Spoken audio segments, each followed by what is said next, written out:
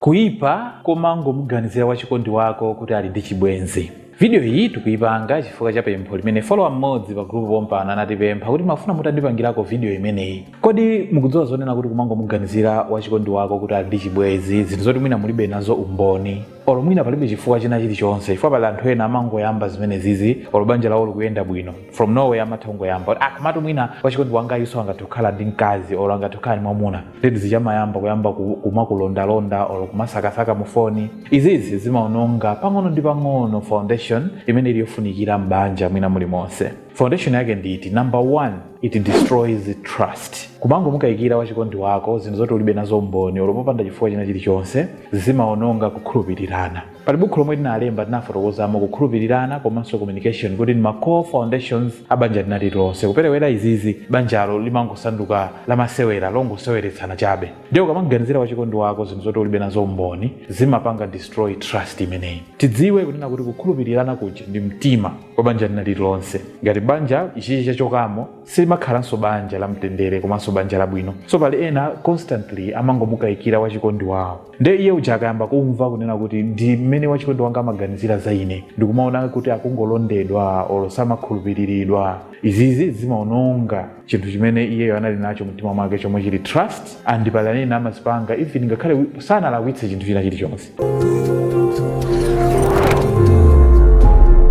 Chinthu cha number 2, it creates emotional distance. Kumangochulukitsa kumukayikira wachikondi wanu kuti ndi chibwenzi zinthu zoti umboni mulibe zimapangitsa kunena kuti ayambe kukutalikirani osamakuganiziraninso osamakulabadiraninso chifukwa iye uja amafira kunena kuti inuyo mukumpanga accuse unfairly zinthu zoti inuyo mukumpanga nkhaza zinthu zoti inuyo mulibe nazo umboni. Ndi iwo acha amayamba kupanga withdraw emotionally. Maganizo awo amayamba kuwatalikitsa kwa inuyo zimene zimadzetsa mayiwowo kuti azingokhala chete or azichuluka mwina kuzidzudzula kuzikambira zinkhani and at the end zimapangitsa iwo aja kuti akhale cold akhale munthu wazizi right. Inonso ndikuyamba kudabwa kuti muna angatu sana ali chonchi akazi angatu sana ali chonchi zikuchokera kuti and yet oyambisa muli inuyo mukuganizira zinthu zimene iwo wasakupanga. Komanso chinthu cha number 3, it breeds insecurity. Inuyo kumangowaganizira amuna anu kuti ali ndi wachikondi winanso kunjako zimadzetsa insecurity. Chimene mungadziwe tichonena kuti suspicion tikukhala omukayikira munthu winayo nthawi zambiri kakhalidwe kamene kaka kamabwera ku timati personal fear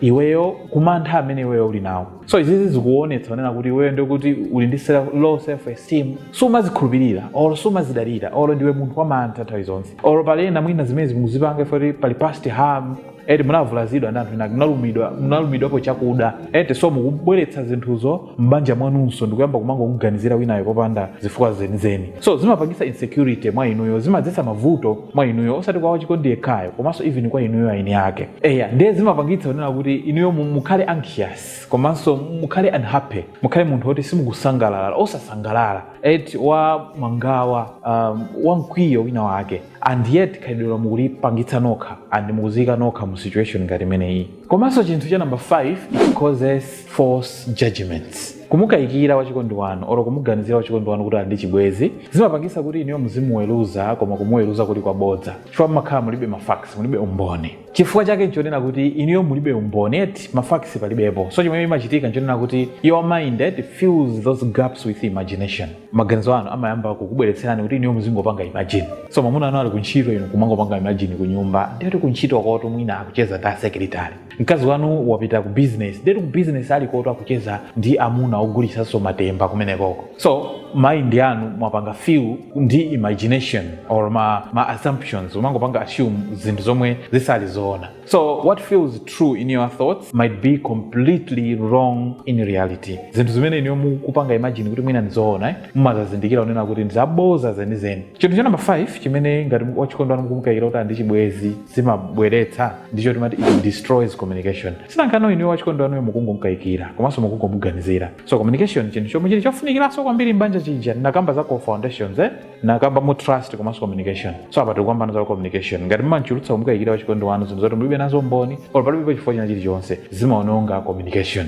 Molomonena kuti muziyankhulana moona komanso momasukirana. zimapangisa kuti muyambe kukayikirana, and suspicion imapanga lead ku arguments, kuyamba kukangana for no reason, komanso zimapanga kuyambisa ma interrogations and defensiveness, kufunsana mafunso ngati pa court, kuyamba kupanga scroll ma numbers mu phone, uyu ndi nani, ma interrogations ake odabwisaji, wina ndi kuyamba kumazipanga defend. So izizi zimapanga kill peace in the home, mtendere wanu nyumba mucho makhala mukuupha pang'ono ndi pang'ono. Chinthu cha number 6 chomwe chomalizira, it pushes your partner away. Ngati iniyo mukuchulutsa muganizira wachikondi wanu zinthu zopanda nazo umboni, zimapangisa wachikondi wanu ayambe kukutalikirana chifukwa yenera kuti mukuchulutsa kumukayikira. So zimapangisa iye uja kuti azimva kuti samalemekezedwa komanso emotionally drained, maganizo ake waziganiza kwambiri, zayamba kumpweteka kwambiri, and izizi zimapangitsa nena kuti zibwerese distance yomwe mmayiopa in the first place ija libwereno nawo in reality. So chimene mukuyenera muchite ndi kusiya